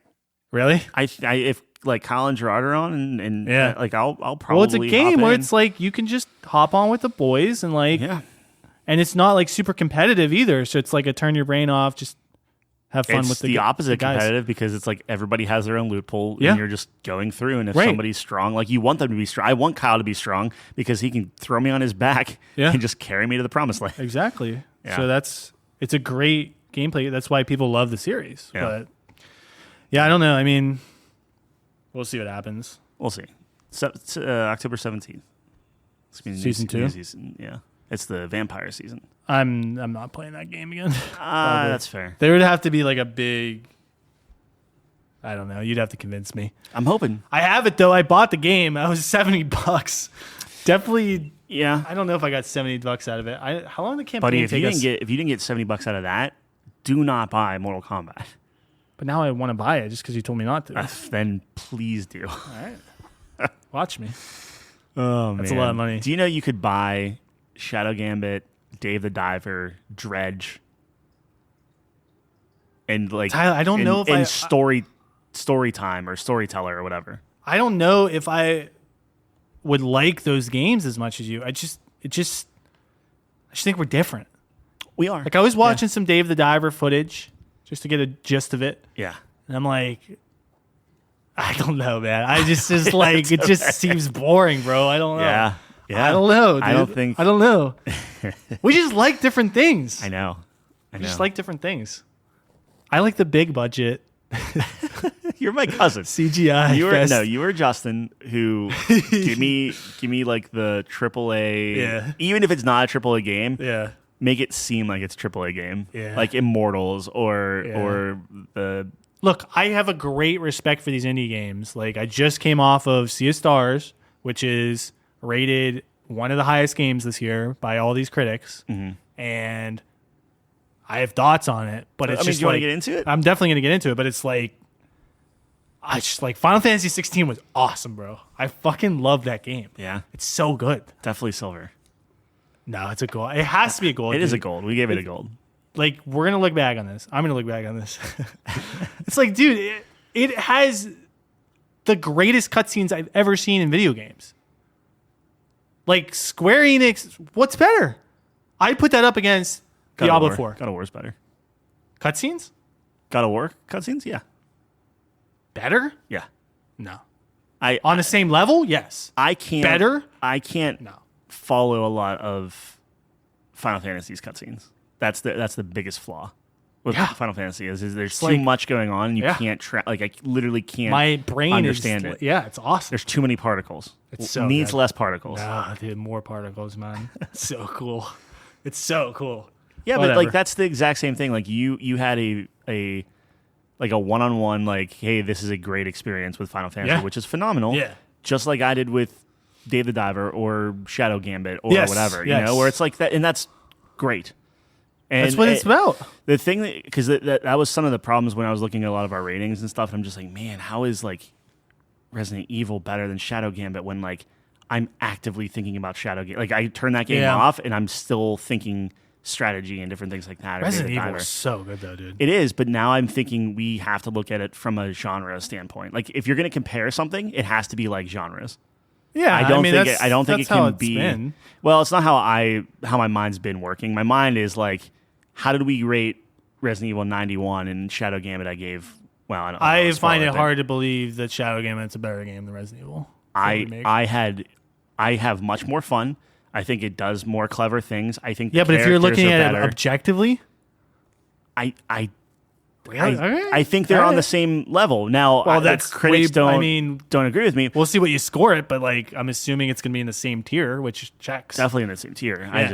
It's the more I play the game because I think that I'm like, man, if I keep playing this, is the score going to go down? The score keeps just going up. Well, that was Dave the Diver for you too. Yeah. But again, we just like the opposite types of things. Right, but it has. Well, I guess what I'm saying is you can't. The way I'm looking at that is fundamentally flawed because you cannot put Resident Evil 4 against Shadow Gambit or Dave the Diver or something like that. I don't think we do that though. I do. In my head, when I see, I said that's my problem. Yeah. Whenever I'm looking at them in a spreadsheet format, and somehow Resident Evil is above Shadow Gambit. Yeah. But in my heart, I'm like, man, Shadow Gambit is. I love this game. Like, Resident Evil, I will never play again. I played it. I was like, this is a well-made thing. They did what they set out to do. That's a shock that they could get it so right. Good job. Yeah. I don't like horror games. So it's the same thing with like Dead Space, where it's like really good. You like Dead Space though. I liked Resident Evil more than Dead Space. I don't. I like Dead Space 2 is the only game you ever restarted right after you finished. I like Dead Space 2. That's not Dead Space. Okay, I mean, but what I'm saying, what I'm saying is like the saying Dead Space you don't like game, horror games, but like that's like you still have not such a in my great top experience 25 or anything like that. Got to be up there if you replay the game immediately. No, I've never done that in my life. Time and place type of thing. All right, yeah, I don't know, but it has to be to a certain quality to get you to do that, and it is a certain quality. Yeah. But what I'm saying is like my heart says like you had so much more fun with Shadow Gambit. That should be like it should be like literally like in terms of fun and staying with me, it goes like a Baldur's Gate, Shadow Gambit for me. Sure. Like even above Dave the Diver. Yeah. But I thought Dave the Diver kept introducing new things and was clever and funny and everything where it's like I still have that technically higher than Shadow Gambit because it's like again different genres, different things. So like that's how I'm trying to force my mind to think. But yeah, I mean like when we review games, we compare it to other games sometimes, but it's always same genre. So, like, I'm about to talk about Sea of Stars. I'm going to compare it to Octopath because, like, those are very similar types of games. It's fair. So, you know what I mean? I just need to do better at it. That's my 2024 New Year's resolution. All right. I'm with you. Tell me about Shadow of Stars. Or Sea of Stars. Sea of Stars. Shadow of the Gambit. Shadow of the Gambit Stars. Stars edition. That was our last week's episode title. Sea of Gambits or sea something. Sea of Gambits, yeah. All right. I'm going to get coffee. Do you want coffee? Yeah, I'll take a cup of Joe. Cup of Joe. Okay, so Sea of Stars, I talked about it last week, and I refrained from rating it, giving it an actual score, because I didn't finish the game. And to be fair, I thought I was closer to the end than I actually was. So when I left off last week, I was probably like 2/3 of the way done, where I thought I was like 80% of the way done or something. So that was interesting. It actually went on for a lot longer than I thought. So I was like talking last week. I was like, yeah, I can understand why people like this, but I didn't grow up with Chrono Trigger and Mario RPG, which is like the two games everyone's like comparing this to, like a 90s classic RPG. So real quick, how many hours did you put into it? I'm at over 30. Okay, so when you thought you were like 80% done, you were only like Yeah, I was just 20 hours in or something, and now you have another 10 on top of that. Yeah, so I was 2/3 of the way done. Okay. So anyways, so I was like, yeah, maybe it's just like it's not hitting the nostalgia notes for me. Maybe that's why this is like rated so highly. And it's like a very polished game, like I mentioned. Like, I think the gameplay is really fun, creative. Although like the elements, I guess I personally thought they were like all new, but like apparently they're not all new. Like other games like did. Like the combo stuff was in Chrono Trigger and some of this other stuff. But yeah, I don't know. It didn't really grab me. It didn't grab me right to like a gold does. You know wanted what I mean? it. Yeah, you wanted it. Gold to grab grabs you by the face. It's like I'm a gold. kisses like, you right on the mouth. Kisses you on the mouth, dude. Anyways, so this is like a cheek kiss, a little peck on the cheek. So I go home and I boot it up, and like immediately after, dude, I texted Tyler and I was like, "Fuck." I knew I shouldn't have talked about this because this just got really interesting. So Yeah. Spoiler mode is going to happen here because I don't think Tyler's ever going to play it. And I just want to talk about it because I don't know if I can dance around it and really, get the impact that I want. All right, so official spoilers for the end of Sea of Stars then. Yeah. All right. Starting now. Can you timestamp this? Yeah, hour 16. Perfect. So I meet the big bad guy or whatever, right? Yeah. And actually, I should probably back up. So, oh man, I wish we talked about this like the day after I beat it because now I like lost a lot of the things I wanted to say. But anyways, like I go home and I play it and it's interesting. So you know how, did you get to the part where like there's a narrator in the library like talking about what you guys are doing or whatever? Did you ever get to that? Wasn't that the intro? Yeah. Yeah. He keeps doing that throughout the story and I'm like, sure. okay, this is like the narrator or whatever. Yeah. You go and meet him and then he becomes part of your party. Huh. And I'm like, that's fucking weird. Yeah. And he's like this all-powerful guy, and he's like, okay, well, I have to nerf myself because I can't mess with reality too much or something. I was like, all right, whatever. And so he's walking, and then you meet this witch in the woods, and she's giving him like a prophecy, and he's like, oh, shit, what? And I'm like, oh, shit, I thought you were the most powerful guy. So he's not. So I was like, okay, that's kind of interesting. But I wasn't like quite there. I was like, it was tickling me a little bit. Yeah. But then there's like this betrayal that happens and this is a while back, but like the two older moon and sun people betray you. Yeah. Oh, what? Yeah. It's crazy. It's like, I was like, okay, whatever. Like, kind of Sure. wasn't super shocked by that. I was kind of surprised that the old guy, the elder, The main dude? Like the bald guy, the black guy or he whatever? just quits. He's like, after they betray you, he's like, I'm done. I'm hanging it up. And he leaves. So he doesn't betray you. He's so disgusted. He just quits. Yeah. He's like, I failed. I quit. I was Yeah. like, oh, I thought you were going to like rally us. So it's up to these two kids to fucking. Okay. By the way, Garl's the GOAT. Okay. Because like, honestly, he carries everyone. The two main characters are kind of like, have no personality. Garl's your friend, right? With no powers? Or no? Garl's a friend with no Okay. powers who cooks for you and has one eye. He's awesome though. He's the face of your party. He rallies everyone. So he doesn't turn into the bad guy? No. Good for he's him. He's the dude. So Good anyways, for him. I thought he was we gonna get to betray this you. point where we meet the big bad guy. And the guy you pick up, the alchemist, knows him. So I'm like, okay, interesting. I wonder what that's all about. Garl dies. Garl fucking dies, bro. And I kind of got choked up. I was not expecting. Yeah. I was like, dude, I hope he stays dead because I thought they might have pulled some candy bullshit where he comes back, but he does come back. And I was like, oh, fuck. But it's only temporarily. So there's this like, they build it up throughout the game where there's all these prophecies and they're just like saying nonsense to you. Yeah. And they're like, you'll know when it comes. And it's like, all right, whatever.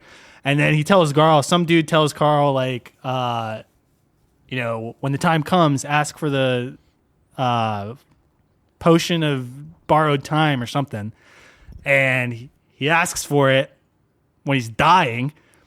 And then this thing, like, lets him live long enough to, like, succeed his mission. And then he dies. So he gets you to the place where you can get to the bad guy, I guess.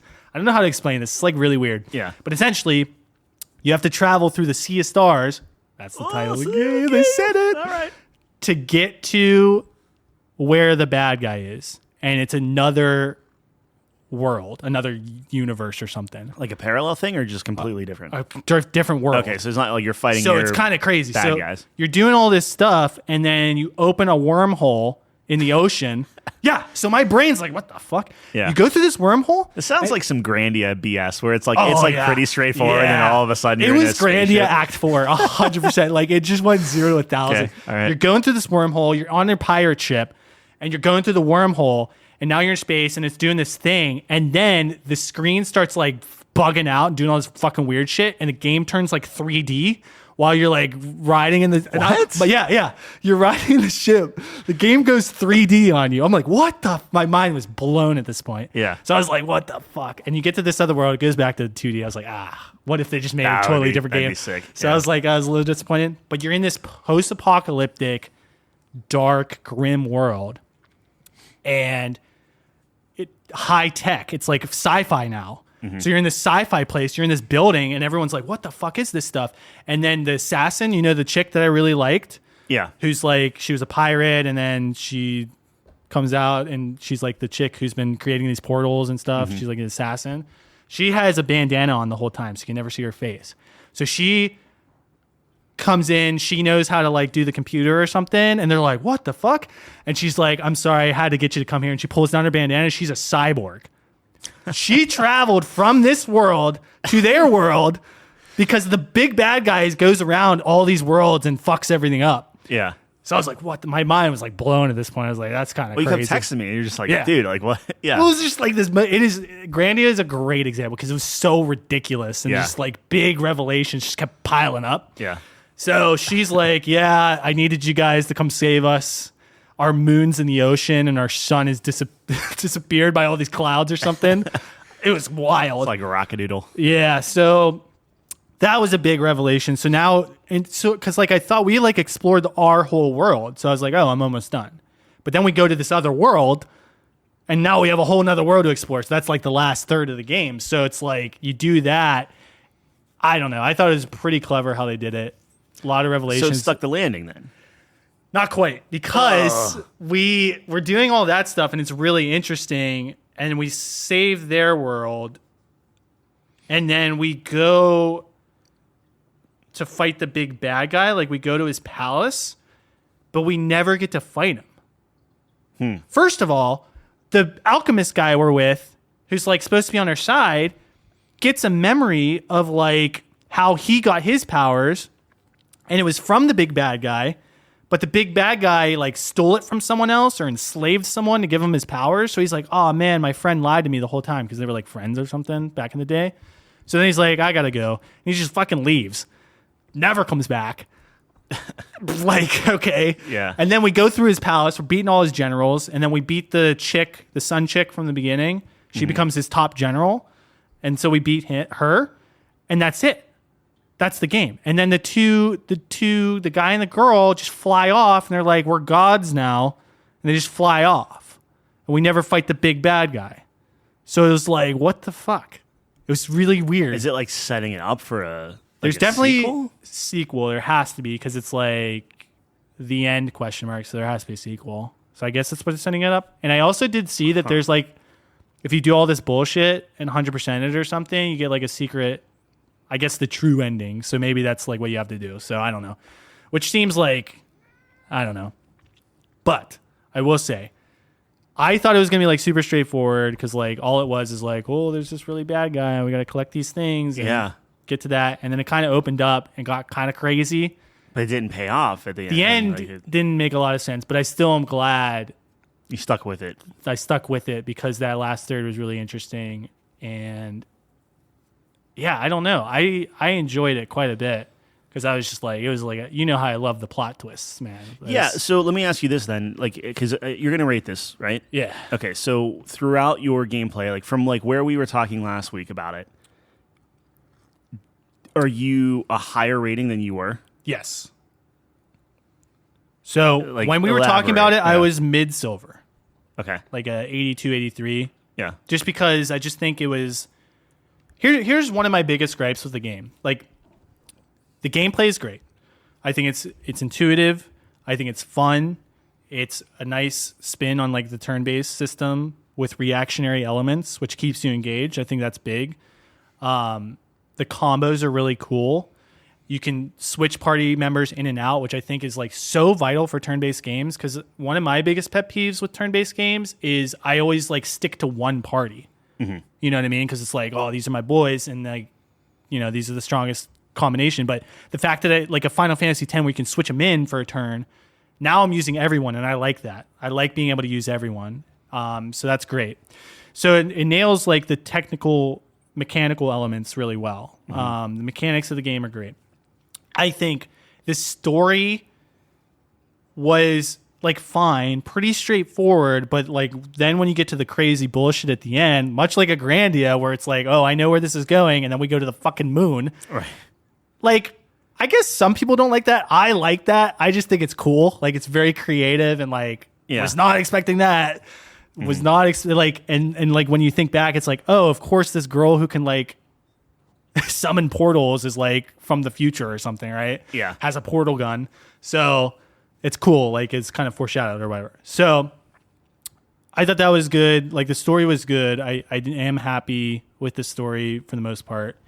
The music was good, but I don't think it was great. And it's no knock on them, but I think when you're talking about like these RPGs, these classic RPGs, like the bar is set so high for the musical elements in the game, like just so many iconic tracks from these types of games that it's hard to like compete with the big dogs. I forget, is it like a 16-bit track type thing? Like, so it's not like full orchestra or whatever. No, exactly. And it's like MIDI tune. And like, I don't think it's, I mean, it's not quite that, but there's elements of that, I guess, if that makes sense.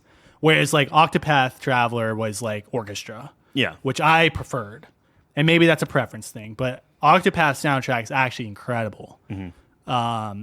One of the best things about that game. And it's so vital. Like, you think about RPGs, like I think the soundtrack really makes up for a lot of the other elements in the game. Like, some RPGs can be really grindy, but if you have a great battle track, right, it's like kind of makes up for it because you're just like jamming out while you're grinding. So anyways, the music was solid, I think, but not spectacular.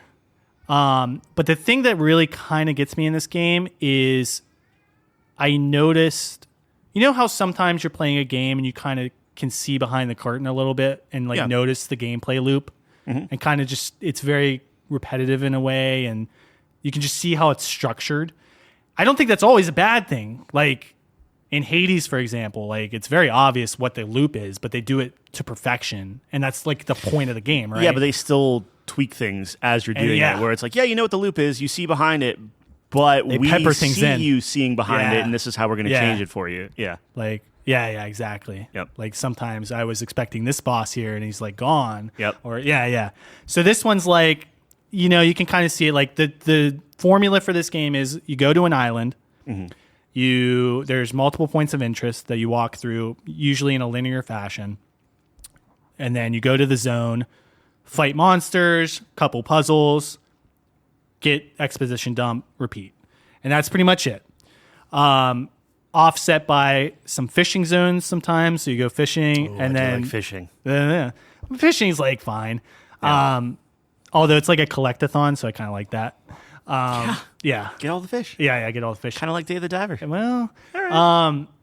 And then there's like towns and stuff. So it's like, I don't know. I felt like that was kind of a knock for me, where it's just like, okay, there's not, and I don't know what you would put in there to like really spice it up, but something. It just seemed really, it was kind of formulaic in that regard a little bit, I think.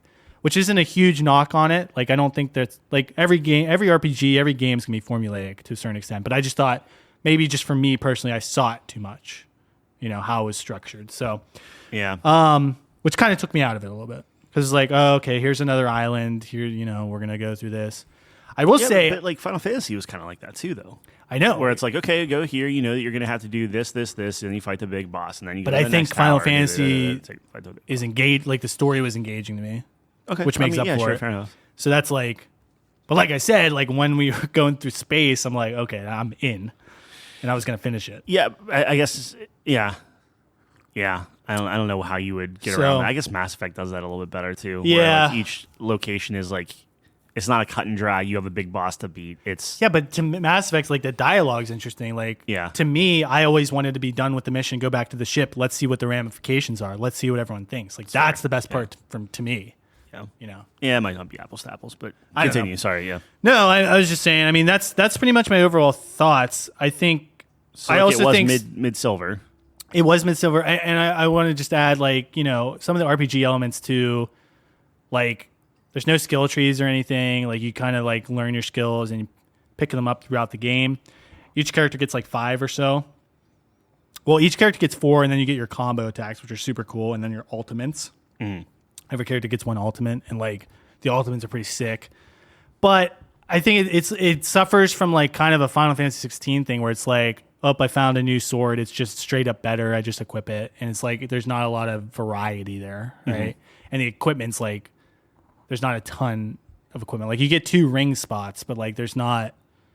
I found like it was pretty obvious what the optimal setup was. Yeah, so it's like, you know what I mean? So I think that's the slight knock too. Anyways, overall, again, I want to reiterate that I understand why people rate it so highly, but I do stick with what I said originally in terms of like, if I played Chrono Trigger as a kid or Mario RPG, I think I would be where they're at in like a high gold or a solid gold. But just for me personally, I thought there were just not enough things to really grab me to get to that gold. So I had it at an 85, very high silver, top silver. Okay. So that's where I landed. That's as high as silver as you can get before going into gold. So you think that it's like which right is what I put there, just not doesn't cross in that gold territory. Yeah, I just think it. I don't know. It's hard for me to describe too, which is not a great defense of my score. But it's just like to me, a gold needs to really hit you, in a certain way where you're like, to me, I should just know it's a gold. I should just know it, you know. And like I was trying to convince myself it was a gold because other people had it up there, and I'm like, if I'm trying to convince myself into it, it's not there for me. And I think that's okay. Yeah, you're trying to meet where other people are, and exactly. Like, and I compare it to Octopath. I gave Octopath an 85 as well because I thought Octopath was just the same kind of thing where it's like does some things incredibly, but other things are lacking where it's not going to get that gold. Yeah, and it's not an RPG thing because like to your point, like Final Fantasy stuck with you. Like that had an impact on you, which is where... And that's, again, that's like bias, that's personal, but like that's my honest opinion of it. That's your review, yeah. Yeah, I mean, exactly. So having it in 85, I think it just misses gold for me. Solid game overall. Like the studio, I was kind of reading about those guys and like they put in a lot of work and I respect what they're doing and it was an incredible game. They were so scared whenever Baldur's Gate came out. Yeah. So good. I mean, good on them for the success. But dude, if you played Chrono Trigger, if you played Mario RPG, man, you're gonna fucking love this game. Because every review I watched, those are the 2 games they mentioned. It's like a love letter to them, but it innovates on it too. It's just a solid experience, I think. I mean, RPG Maker or not RPG Maker, Mario RPG is coming out. Yeah. So we'll see how that. So that was, I guess, that's the game. This is kind of based off of a little bit. Yeah. Anyways, that was a little long-winded. I apologize. No, I mean that's good. Like I'm glad that it was everything you thought, and then it had a little surprise at the end for you. No, I really like. My favorite movie of all time is The Departed. Yep. And it has that element of just shock factor. Yep. But not shock for shock's sake. Like, I never saw this coming, but this is cool. It's needed in that story. Exactly. Like the elevator. I will never forget watching The Departed the first time. The elevator opens, bang. My mouse on the floor. Yep. And then he's no like, dialogue, "You're with me. It's no just nothing. me. It's me and you now, buddy." Bang. Two in a row. Yeah. Crazy. Yeah. I just love this plot twist. Love you just they hit you over the head with a mallet. Yep. I love it. So that kind of had that same vibe.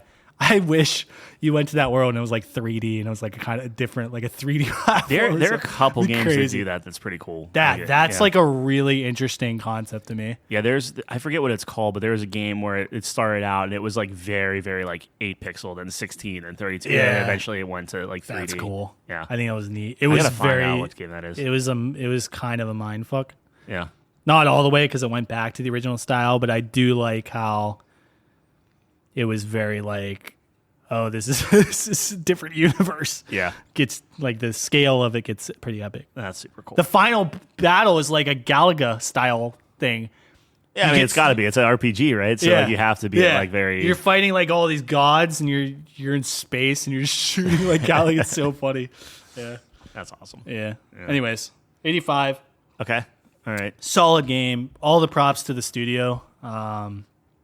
They did a great job with it. Now, see, I feel like I'm going to be too hot on this. I'm not going to like rehash everything I talked about with Shadow Gambit, but I wanted to like get that rating out officially too. Yeah. Where if you actually go on there now, it's going to be a 90. I'm actually bringing that back down a little bit. Because I think I'm so excited for this game that I think I'm inflating it probably more than I should, and I'm trying to take a very critical eye on it a little bit. Yeah. So the way I judged it is, again, based off of the genre, and they kind of do their own thing. Like there are other like top-down stealth genres, but like these guys are like, I would consider the masters because like Shadow Tactics is really good, Desperado is really good. This is like their third game within like this type of gameplay, and it's better than both of those. So it's like cool. Like it actually makes me want to go back and play the other ones, but I have a feeling that like I'm not going to enjoy it as much because I love the characters so much. I love the setting. I like pirates, but so playing it, and like you said, where it's like you play a game and you're just like, okay, this is just gold, right? Yeah. So automatically, like baseline, it's like an 86 for me, right? So it's like, okay, I love this game. I keep thinking about it whenever I stop playing it. Like, I'm going to play other games. Like, it's like, oh, hey, you want to play like Diablo or whatever? Yeah, I'll play Diablo. In the back of my mind, I'm like, man, I really want to play some Shadow Game, you know? Yeah. So it's one of those things. So then it's like, okay, and I keep moving up where like, man, the different puzzles, the aha moments of like, well, if I use this character to do this and this and this and this, and then you pause the game and you tell them to do everything and you hit enter and just watch them all do everything and it's like perfect. And you like murder a bunch of guards and then it like, they disappear. And I'm just like, man, it's pretty good. I think that's all really good. I think the story's actually interesting. Like I thought I was going to just blow through the story and like I just like to get to the game, right? But like the story's really, really good. And all the characters, it's very much Mass Effect in it. Like after each mission, you can go and you can talk to certain people. Not all the time, everybody, but it's like certain dialogue options open up, or you can do like another chapter of a different crew tale and stuff. Yeah. And they're dumb. It has not, like I was talking to you about like the sushi fish and the fish becoming a ninja, and now I'm talking to skeletons. I think I was telling you last night where it's like skeletons are very, very depressed and it's because they don't speak well. So now I'm teaching them poetry and to make them like happy and stuff. Right. Dumb. But like all the characters have all their little quirks, and like when you start actually looking at the characters, like the canoness loves cannons, obviously straps a cannon to her back. But when you're actually looking at her character, she has a giant hole in her stomach that you just don't notice until she like turns to a certain way. But like that's how she died. So she just has a giant hole in her stomach, and like you know. Your main character just has a sword through her chest, and that's how she stays in this reality. And if you take it out, like she like starts shimmering or whatever, and that's how you do her powers. But she has to put it back in her chest before she like evaporates from this plane of existence. Like, yeah. But you don't know that initially. It's like through conversation and through dialogue and stuff, you just learn like, where were you beforehand? Why are you supernatural now? And they're so good. Like just all the voice acting, everything is so great. It reminds me of Pyre in a way. Very much. Yeah, Yep. where it's like, and that's another one where you like play the gameplay. It's so fun Yep. that you're like, oh, I'm just going to blow through the story. But then you start talking to your crew. Yeah. Yeah. That very much gives me Pyre vibes. It's weird because Pyre's very serious. And this game is serious, and everyone is like being very, very serious about it, but everyone's dead. Like it's just a dead, like everyone's like ghosts and ghouls and whatever. Right. So it's like no one's like, they're always joking about like, oh, I'm dead or whatever. It's just a bit like, it's such a weird thing where they can be very serious and take themselves seriously, but also joke about it, and it just works and fits. And I'm going through all the motions and doing everything. I'm like, okay, I think I'm coming to the end.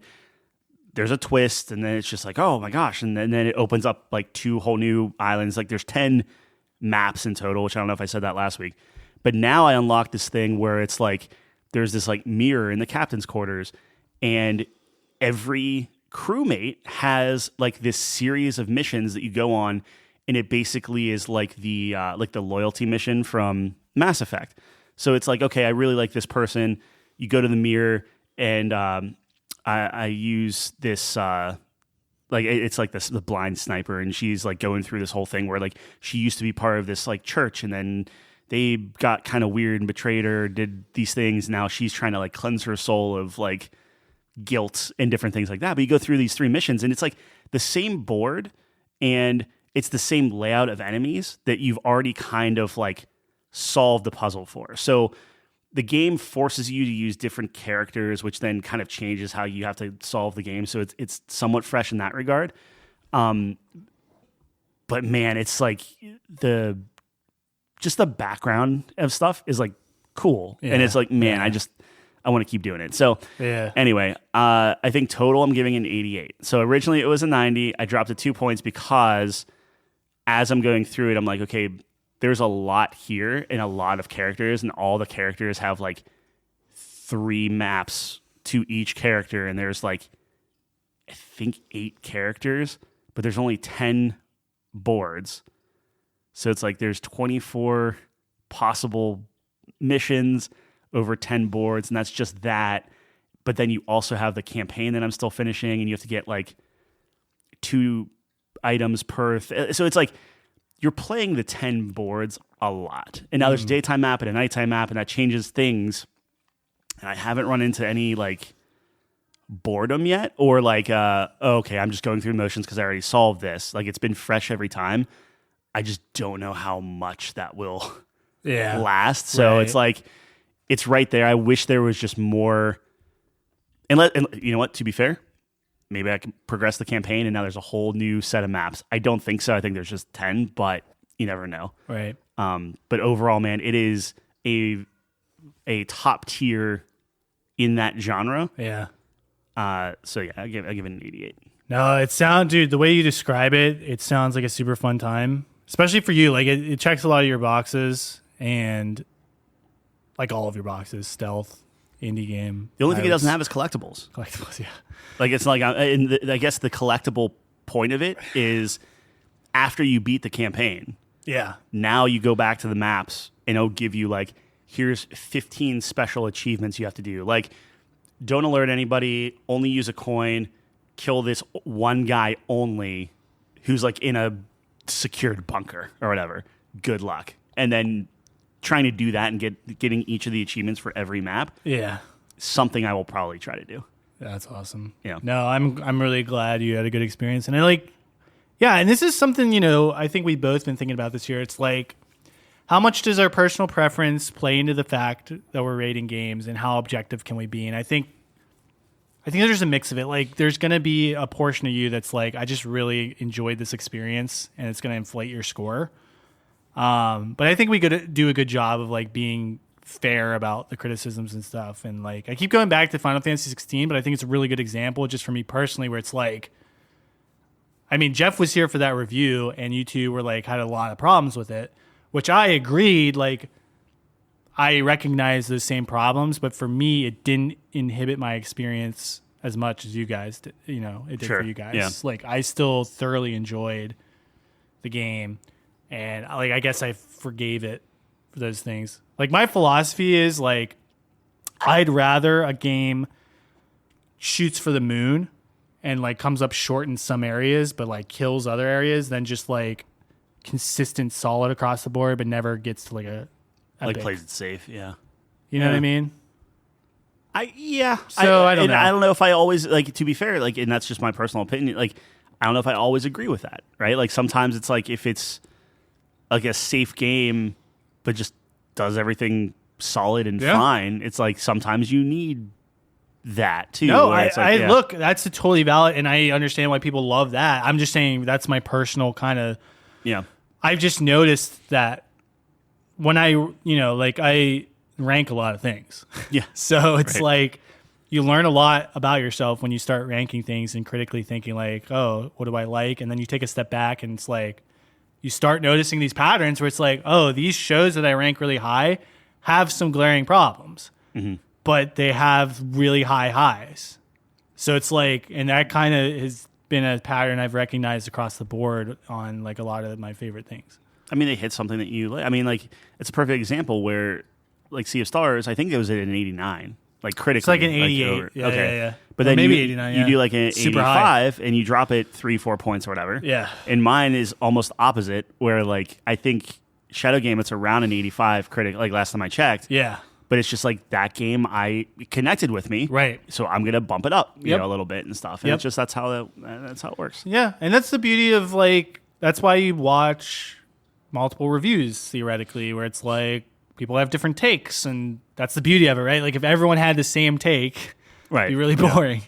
Well, eventually it's like, oh, okay, if I'm going to listen to Tyler, it's because I like collectathons and roguelites and indie games and stealth and pirates, you know, like cool. Like, or it's I don't like that stuff, and let's hear why someone really likes that. Yeah, no, I totally agree. So yeah, and I think we balance each other out too. When it is a game we both play, I think we get to like a really good point. Like I look at our scores, which you can check out on couchco.games. Yep.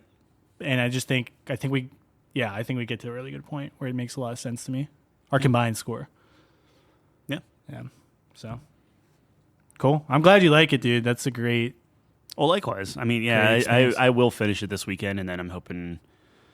I don't know, man. I get it's either Cocoon or Cocoon. You could beat in 5 hours, so I might even just knock that out in like tomorrow. But yeah, I think Assassin's Creed's gonna be. It's $15. Like I gotta just knock that out. Do we finish Payday at some point? I mean, we could do that whenever you're free. We can just finish that. Yeah, because that would take us a couple hours. Yeah, we should rank that could be like too. a weekday, and then we just beat it, and then we rank it. Let's do that. So that's all I had, man. Yeah, that's awesome. Cool. All right, well, if you made it this far, we appreciate it. Check us out, couchcompany.games. I messed it up earlier, but what did you say earlier? Couchco.games. Oh, yeah, it's Couch Company. I agreed with you. See, I'm always your hype man. Couchcompany.games. We have our reviews on there. Totally revamped. Shout out to Tyler. Top fives are on there. Our podcast, obviously. So check us out on there. And yeah, we're going to be here. Same time, same place next week. Thanks for joining us on the couch. Peace.